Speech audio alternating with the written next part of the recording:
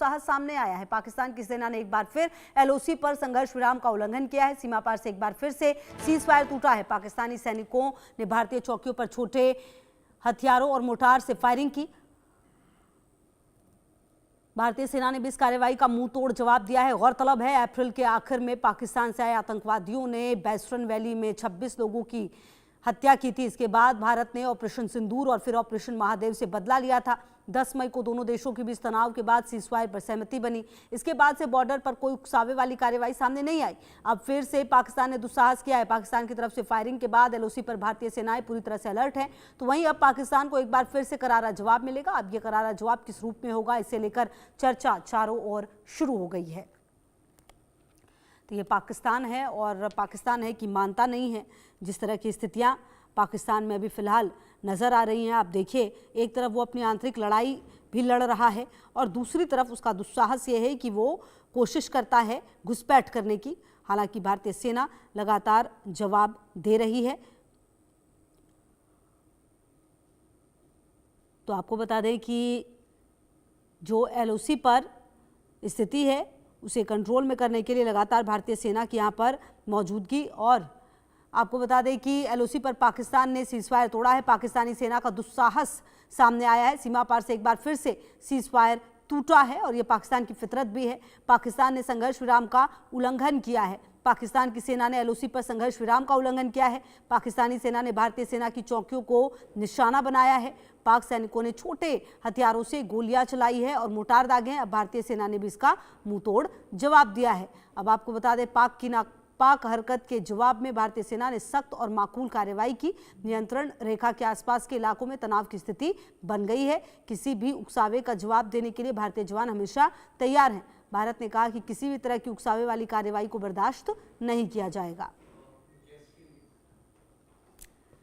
तो आपको बता दें कि जो ये पूरा एक्शन है वो सामने आया है और कहीं ना कहीं जो पाकिस्तान है उसकी जो स्थिति है वो आप समझिए कि उसके अंदर भी अभी बहुत कुछ चल रहा है, चाहे वो पीओके हो, खैबर पख्तूनख्वा हो, बलूचिस्तान हो या फिर सिंध का इलाका। और दूसरी तरफ अगर आप अफगानिस्तान के साथ भी देखिए तो स्थिति वहाँ पर भी ख़राब है। और इस बीच आप देखिए कि किस तरह का जो तनाव है वो सीमा पर डालने की कोशिश की जा रही है। शायद इसके पीछे एक कारण ये भी हो सकता है कि जो अपने अंदर चल रहा है उससे ध्यान हटाने की कोशिश और कवायद की जा रही है।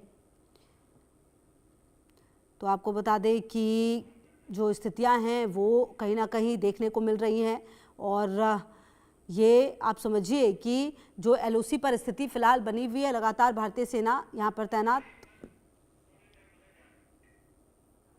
और लगातार कोशिश और कवायद यही हो रही है भारतीय सेना की भी तरफ से कि जो जवाब है वो लगातार दिया जाए और हमेशा जवाब दिया भी गया है। और शायद यही वजह है कि जो पाकिस्तान है उसकी बौखलाहट लगातार सामने आती है। घुसपैठ की कोशिश जो है वो लगातार की जाती है। हालांकि घुसपैठ की कोशिश हर बार नाकाम हुई है और हर बार भारतीय सेना ने जवाब भी दिया है। और जो जवाब है वो देते हुए आपको बता दें कि कहीं ना कहीं जो भारत है उसकी मंशा बिल्कुल क्लियर है, क्योंकि कुपवाड़ा में पाकिस्तान ने फायरिंग की और हमारे साथ डॉक्टर मार्तंड झा, विदेश मामलों के जानकार, जुड़ गए हैं। बहुत स्वागत है सर आपका। ब्रिगेडियर रिटायर विजय सागर धीमान जी भी डिफेंस एक्सपर्ट हमारे साथ जुड़े हुए हैं। सबसे पहले आप ही के पास आते हुए डॉक्टर मार्तंड, क्योंकि ये जो स्थिति नजर आ रही है इसमें क्या नजर आता है, कहीं ना कहीं पाकिस्तान चाहता क्या है कि उसके अंदर जो चल रहा है उससे ध्यान हट जाए लोगों का? बिल्कुल, मैं समझता हूँ कि पाकिस्तान की एक तरह की बौखलाहट है। ऑपरेशन सिंदूर में जो कुछ हुआ, भारत ने जितना क्रॉस फायरिंग किया, पाकिस्तान का जितना नुकसान किया, पाकिस्तान चाहता है वो अपने उस नुकसान की भरपाई करे और लगातार वो चाहेगा कि पीओके जैसे स्ट्रेटेजिक एरियाज़ में वो जितनी ज़्यादा चौकियाँ हों वो और बना सके। भारत का इसमें मेन जो इसका काम रहेगा कि उन चौकियों को फिर से ध्वस्त करना। वो कभी नहीं चाहेगा कि पाकिस्तान फिर से कुछ ग्राउंड्स को गेन कर जाए।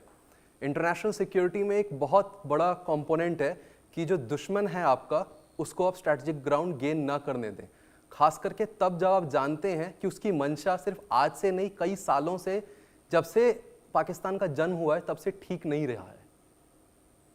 ठीक है, आप रहिए हमारे साथ और हमारे साथ विजय सागर धीमान जी की भी मौजूदगी लगातार है। अच्छा विजय सागर धीमान जी, जो स्थितियां फिलहाल नजर आ रही हैं एलओसी पर, वो क्या बताती है? क्या ये उकसावे की कार्रवाई पाकिस्तान की तरफ से हो रही है? और अगर ऐसा हो रहा है तो भारत की तरफ से ऑपरेशन 2.0 करते हुए टाइम नहीं लगेगा? इस बात का जिक्र लगातार हमारे सेना प्रमुख की तरफ से, सीडीएस की तरफ से, खुद रक्षा मंत्री की तरफ से भी कहा गया है। शायद फिर भी पाकिस्तान ये बात समझ नहीं रहा क्या? देखिए, जो एलओसी के ऊपर जो हरकत हो रही है उसका एक रीजन है। कारण ये है कि अगर आपने देखा दशहरे के दिन जो हमारे रक्षा मंत्री थे, उन्होंने शस्त्र पूजा का जो आयोजन कराया वो उन्होंने भुज कच्छ में किया। कारण ये था कि ऑपरेशन सिंदूर में भारत ने जो पाकिस्तान को मारा था, वो मारा था पीओजेके से लेकर के नीचे राजस्थान तक, गुजरात का कुछ एरिया जो कच्छ का इलाका था वो छोड़ दिया था। परंतु उसके बाद पाकिस्तान ने समझा कि शायद ये भारत की ये एक कोई कमजोर कड़ी है कच्छ में। और कच्छ में अगर आपको याद हो 1965 में भी एक बार कच्छ इंसिडेंट नाम से कुछ हुआ था, जिसमें उनको मुंह की खानी पड़ेगी थी अल्टीमेटली। तो वो चाहते थे शायद इसको एक्सप्लॉइट करें, उन्होंने वहां पे अपनी डिप्लॉयमेंट शुरू कर दी। यहां तक कि चाइनीज कंपनी भी वहां पे आ गई, जो हमारी इंटेलिजेंस ने हमको बताया। तो उस चीज को काउंटर करने के लिए हमने एक्सरसाइज त्रिशूल शुरू की है कल से, 30 अक्टूबर से, जो 10 नवंबर तक चलेगी। और इसका इलाका है गुजरात से लेकर के गोवा तक का सारा इलाका, और साथ में जितनी भी हाई सीज का इलाका है। अब ये जो एक्सरसाइज हो रही है, ये कम से कम 35,000 ट्रुप्स इसमें पार्टिसिपेट कर रहे हैं।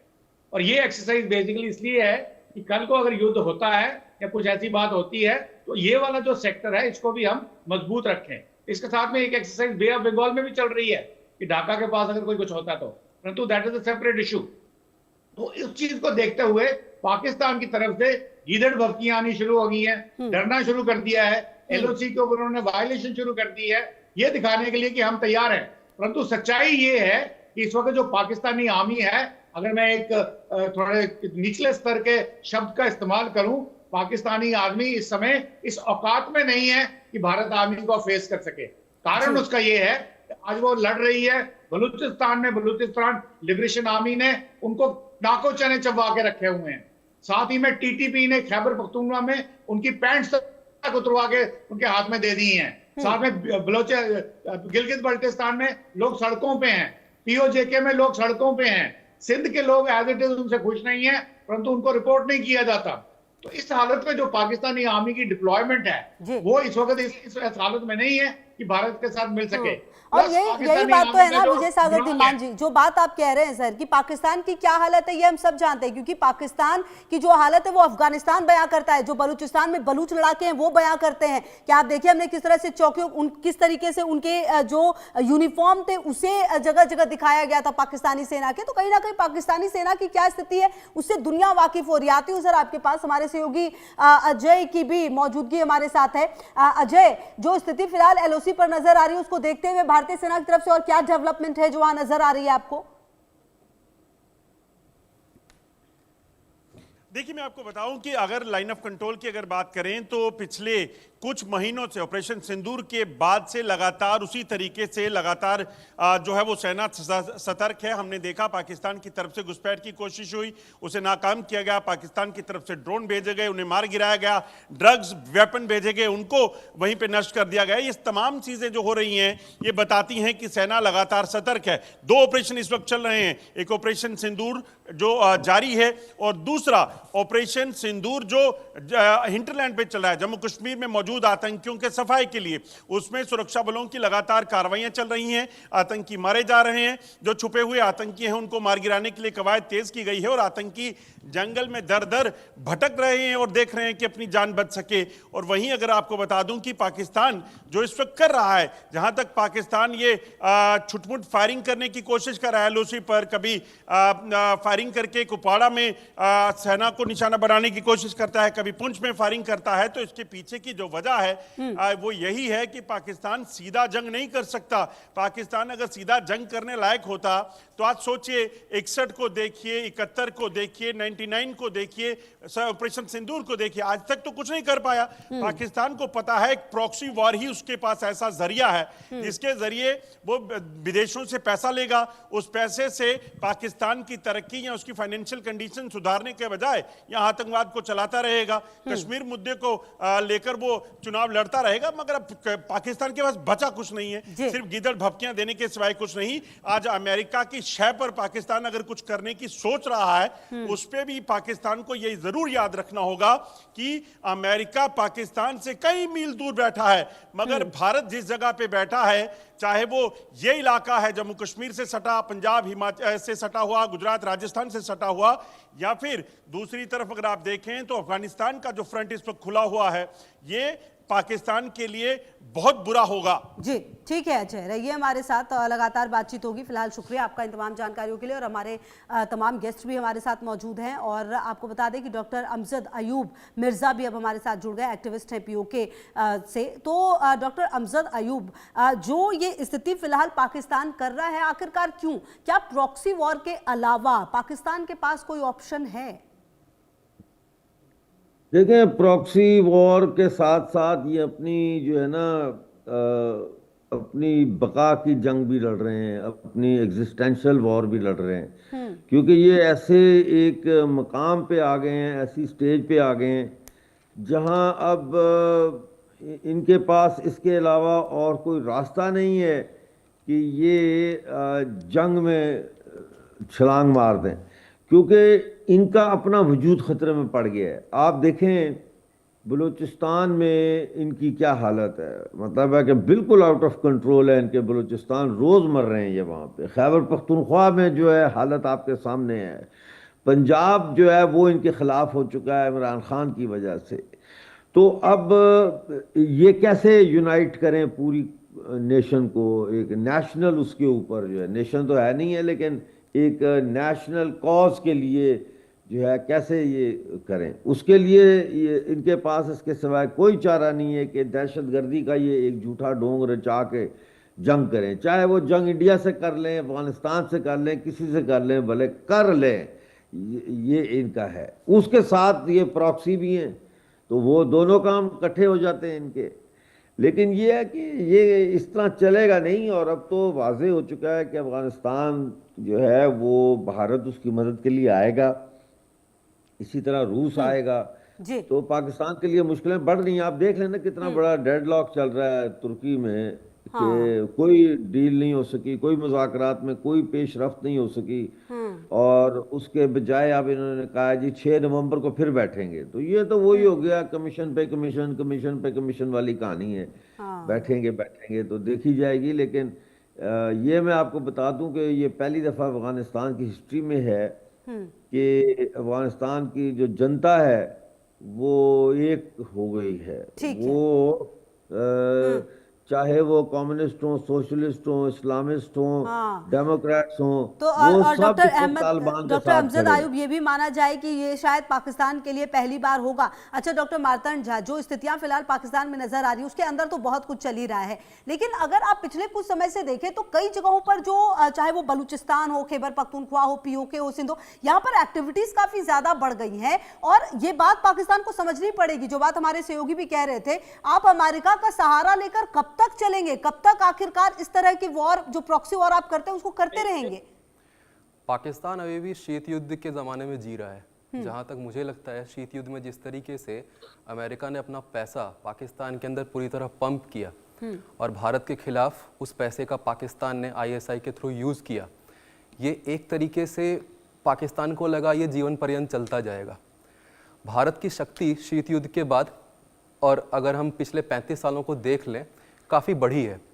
पाकिस्तान की इंस्टेबिलिटी का कारण वो खुद है। अफ़गानिस्तान से उनकी जो अभी तनातनी चल रही है, उसमें अगर अफ़गानिस्तान सफल हो जाता है तो मुझे नहीं लगता पाकिस्तान का वही नक्शा मेंटेन रहेगा जो कि आज है।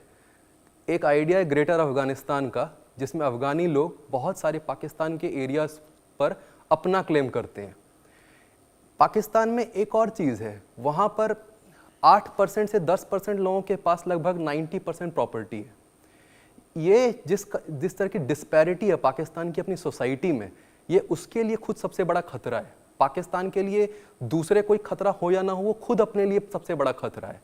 जब आप देखते हैं वहाँ पर इतने सारे आतंकवादी संगठन लगातार बने रहे हैं और ओसामा बिन लादेन भी वहीं से पकड़ा गया था, तो ये कोई शको शुबा की बात नहीं है कि पाकिस्तानी मिलिट्री को इसका कोई पता न हो।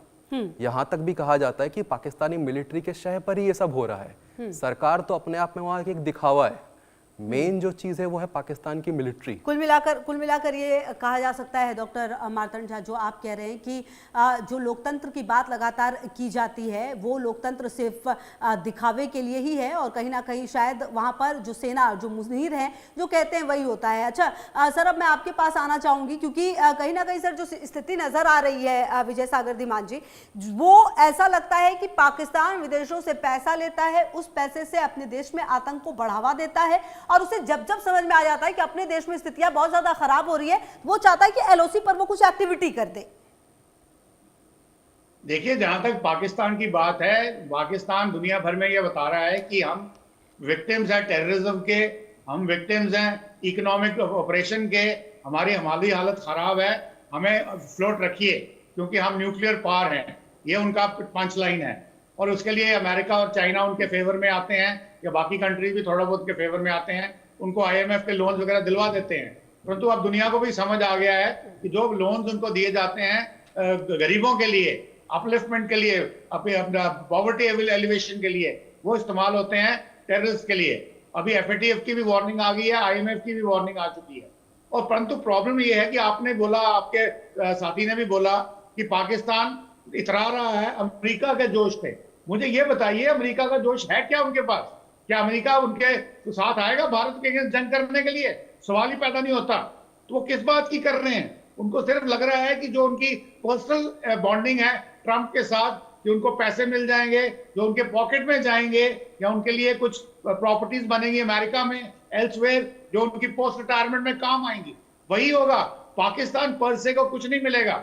और पाकिस्तानी आर्मी, मैं आपको बता रहा था, इस वक्त इस हालत में नहीं है। मैंने बोला निचले स्तर का शब्द इस्तेमाल कर रहा हूं, उनकी औकात नहीं है इस वक्त, क्योंकि वो इतने जबरदस्त फंसे हुए हैं। और नंबर 2 सबसे बड़ी बात जो है, पाकिस्तान के जो ऑफिसर रैंक्स हैं, रैंक एंड फाइल में बहुत ज्यादा डिसकंटेंटमेंट है, और वो ओपनली रिवोल्ट करने के लिए आए थे।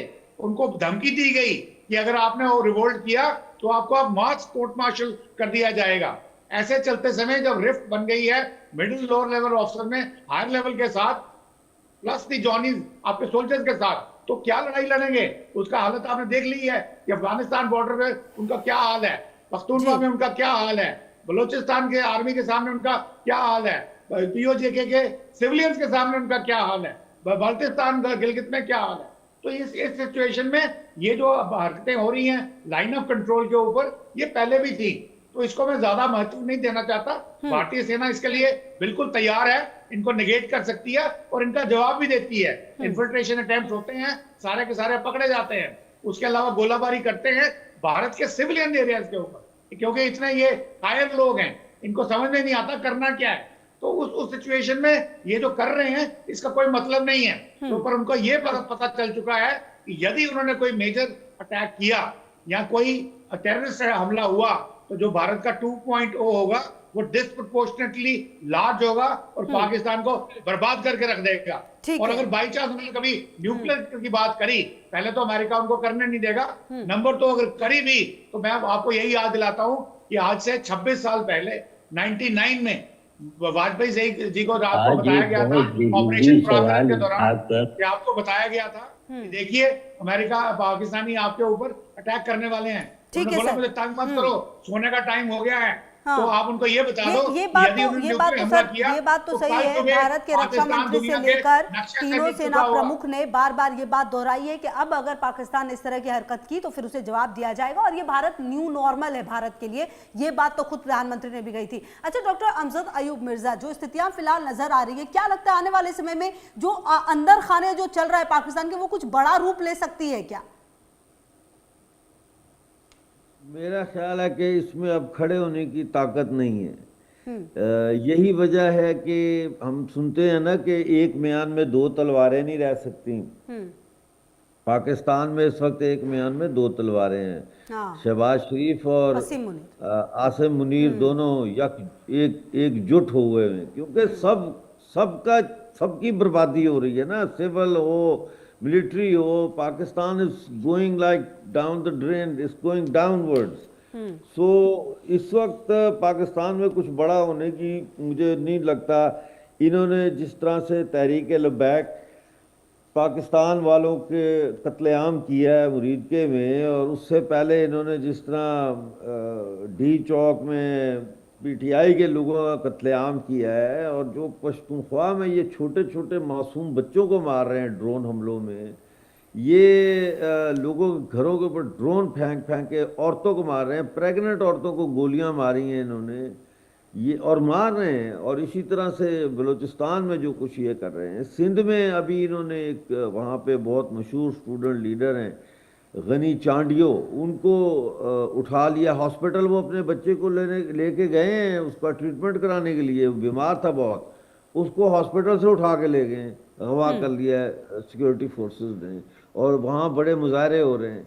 तो कहने का मकसद ये है कि पाकिस्तान इतनी बुरी तरह से फंस चुका है, इतनी बुरी तरह से फंस चुका है कि ये ज़्यादा से ज़्यादा क्या कर सकता है, ये तो कुछ भी नहीं कर सकता ना, कू भी नहीं कर सकती आर्मी ये अपने मुल्क के अंदर, अब कू करने की भी इनके पास हिम्मत नहीं है। ये अगर इलेक्शन ही कराएंगे तो कोई वो इलेक्शन भी जो है उससे कोई रिजल्ट नहीं निकलेगा, बिल्कुल इस वक्त ये वेजिटेबल हो चुकी है। अब बड़ी बात तो ये भी है ना डॉक्टर अमजद अयूब, आप जो कह रहे हैं, अब इसका आखिरकार जो उपाय है वो क्या है डॉक्टर मार्तंड झा? जो स्थितियां चल रही हैं पाकिस्तान में, आखिरकार ऑप्शन क्या है? क्योंकि खुद में तो घिरा हुआ है, ऊपर से एलओसी पर इस तरह की हरकतें कर रहा है, अफगानिस्तान के साथ अलग उलझा हुआ है, इसे लगता है कि अमेरिका जाकर बातचीत कर लेना और सऊदी अरब के साथ डील कर लेने से क्या तमाम स्थितियां सही हो जाएंगी? क्या दुनिया को नजर नहीं आएगा कि पाकिस्तान के अंदर खाने क्या चल रहा है? देखिए, पाकिस्तान इस भुलावे में रहता है कि उसके पास एक न्यूक्लियर वेपन है, मैं उसे वेपन ऑफ ब्लैकमेल कहता हूँ। मैंने खुद एक पेपर प्रेजेंट किया था जोहानिसबर्ग में सन 2020 में, जहाँ पाकिस्तान के भी एक्सपर्ट्स आए थे, और मेरा उनसे सीधा सवाल था कि हमने जो अपना न्यूक्लियर प्रोग्राम बनाया, ऐसा तो नहीं है 1998 में जब इंडिया ने परमाणु परीक्षण किए उन्होंने 2 हफ्ते में अपना न्यूक्लियर प्रोग्राम खड़ा कर लिया हो। Basically Pakistan was a screw drive away to make its own nuclear programme. Pakistan को लगता है कि अगर उसके ऊपर एग्जिस्टेंशियल थ्रेट कभी आया तो उस वेपन का इस्तेमाल वो भारत के खिलाफ करेगा। और बार बार 26/11 के हमले से देकर आज तक आप देखते जाएं, इंडिया ने एस्केलेशन लैडर पर चढ़ने से बार बार अपने आप को रोका है। लेकिन हो सकता है अगर ऑपरेशन सिंदूर 2.0 हुआ तो एस्केलेशन लैडर पर भारत को चढ़ना उसकी एक मजबूरी बन जाएगा। भारत नहीं चाहता है कि किसी दूसरे देश के लिए वो एग्जिस्टेंशियल थ्रेट बने, लेकिन अगर कोई हमारे ऊपर लगातार प्रहार करता ही रहे तो उसके बाद कुछ ना कुछ एक डिसाइसिव एक्शन तो गवर्नमेंट ऑफ इंडिया लेगी ही लेगी। ये पाकिस्तान को समझना पड़ेगा, और उसको सच में बचाने के लिए कोई नहीं आने वाला अनलेस कोई जियोपॉलिटिकल डायनामिक्स ऐसे बैठते हैं जिसमें रशिया, यूएसए और चाइना अपनी अपनी अलग अलग खेमाबंदी करते हैं। आज भारत 2 तरफ का, मैं कह सकता हूं, 2 फ्रंट वॉर लड़ रहा है, चाइना और पाकिस्तान दोनों के साथ। इंडिया की डिप्लोमेसी है आज एक बहुत बड़े ज्वालामुखी पर खड़ी हुई है। वो इसलिए खड़ी हुई है क्योंकि इंडिया ने हमेशा, जब भी उसको कभी मदद चाहिए थी तो उसने अपने आप को लगभग, मैं कह सकता हूं, अकेला ही पाया है। As they say in English, when push comes to shove you are left all alone. India के साथ भी यही हुआ है। सो इंडिया को, अगर हम इंडिया के नजरिए से देखें पाकिस्तान में क्या चल रहा है, तो इंडिया को अपनी जो बॉर्डर सिक्योरिटी है जितनी वो बीफ अप कर सके वो उसको करते रहना चाहिए, और पाकिस्तान को कोई भी मौका नहीं देना चाहिए इन्फिल्ट्रेशन का। क्योंकि हो सकता है जो एलओसी पर क्रॉस अभी जो फायरिंग चल रही होगी, हो सकता है वो किसी प्रकार का इन्फिल्ट्रेशन कराने के लिए हो। कई बार कवर फायर दिया जाता है ताकि कुछ घुसपैठ कराई जा सके। बिल्कुल, और वो तो कोशिश लगातार रही ही है पाकिस्तान की तरफ से। विजय सागर धीमान जी, आने वाले समय में हम किस तरह की सिचुएशन देख सकते हैं? क्योंकि पाकिस्तान है ये मानेगा नहीं, लेकिन भारत है कि उसे जवाब तो देना है, और खास करके ऑपरेशन सिंदूर के बाद और जो कुछ भी पहलगाम में इन्होंने किया है उसके बाद भारत बिल्कुल पूरी तरह से तैयार है। देखिए, आपने एक बड़ा गूढ़ सवाल पूछ लिया है जिसके ऊपर सारा दिन बात की जा सकती है। आने वाले समय में 2-3 चीजें बहुत क्लियर हैं। फर्स्टली, इंडिया ने अपनी नई रेड लाइंस डिफाइन कर दी हैं और दुनिया को बता दिया है कि अगर इनको उल्लंघन किया गया तो हमारा क्या जवाब होगा। ये सारा क्लियर है। बाकी पाकिस्तान की न्यूक्लियर ब्लफ नहीं चलेगी। पाकिस्तान का ये मानना कि अमेरिका के साथ कोई एग्रीमेंट है या सऊदी अरेबिया के साथ है या चाइना के साथ है, वो पाकिस्तान का साथ देंगे भारत के अगेंस्ट, वो भी बिल्कुल नहीं होगा। पाकिस्तानी आर्मी इस पोजीशन में नहीं है। इन्होंने अपना एम्युनिशन जो था, इनका वॉर वेस्टेड रिजर्व बोलते हैं WWR, वो उन्होंने उठा करके यूक्रेन को बेच दिया। अब इनके पास एमिनेशन तक नहीं है अपना लड़ाई लड़ने के लिए 2.5 दिन से ज्यादा। तो उस स्थिति में उनको इस वक्त अफगान वाली लड़ाई, जो अभी मेरे पैनलिस्ट ने बताया, इस्तांबुल में फिर से वो वार्ता जो सेकंड हो रही है, दोहा वाली फेल होगी, सीज फायर फेल हो गया। जो अफगानियों के जो जेन्युइन डिमांड्स हैं, उनकी बाउंड्री के बारे में, रिफ्यूजीज के बारे में, टीटीपी के बारे में, वो भी नहीं करने हैं। तो पाकिस्तान के पास कहीं पे भी रिप्रीव नहीं है। परंतु प्रॉब्लम सिर्फ इतनी है कि पाकिस्तान की जो ज्योग्राफिकल लोकेशन है साउथ एशिया के अंदर, वो एक ऐसी इंपॉर्टेंट लोकेशन है जिसके लिए दुनिया का हर कंट्री चाहता है कि यहाँ पे उसका इन्फ्लुएंस रहे। वो इन्फ्लुएंस रखने के लिए वो पाकिस्तान को टॉफीज खिलाते जाते हैं। और पाकिस्तान रेंटेबल कंट्री है, कोई भी पैसा देगा कुछ भी काम करा लेगा। ट्रंप ने बोला कि भाई मुझे ईरान पे अटैक करना है और बलोचिस्तान से मुझे आपके बेस चाहिए ग्राउंड अटैक के लिए, तो वहां जाके उनको लंच खाए, पैसे ले लिए। ट्रंप ने बोला मैं आपको क्रिप्टो करेंसी मेरी चलाइए, वो मान गए। मैं आपके लिए ऑयल के कुआं खोद दूंगा। कहाँ खोद दूंगा? चाइनीज तो अपना सीपेक चला नहीं पा रहे, तो अब अमेरिकन आके एक्सप्लोरेशन करेंगे बलोचिस्तान में, खैबर पख्तूनख्वा में या गिलगित बाल्टिस्तान में, जहां पे ऑलरेडी लोग उसके अगेंस्ट है। चाइना ने अपनी लोगों की सिक्योरिटी के लिए ऑलरेडी 64,000 ट्रुप्स रखे हुए हैं पाकिस्तान के अंदर। तो पाकिस्तान की आर्मी के ऊपर उनको विश्वास नहीं है कि वो उनकी सिक्योरिटी कर सकते हैं। तो ऐसी सिचुएशन में पाकिस्तान को समझ नहीं आ रहा क्या करना है। भारत के लिए एक ही तरीका इस वक्त है कि वो अपने आप को मिलिटरीली बिल्कुल सजग रखे, मजबूत रखे। डिप्लोमेटिक मैसेज जो है पूरी दुनिया को देता जाए। पाकिस्तान को एक्सपोज कर दिया है और पाकिस्तान क्योंकि बेशर्मी की हालत में है, नैरेटिव वॉरफेयर में ज्यादा जाता है, वहां पे भी एक्सपोज किया जाए ताकि उनके हर चीज का जायजा पूरी दुनिया ले और फाइनली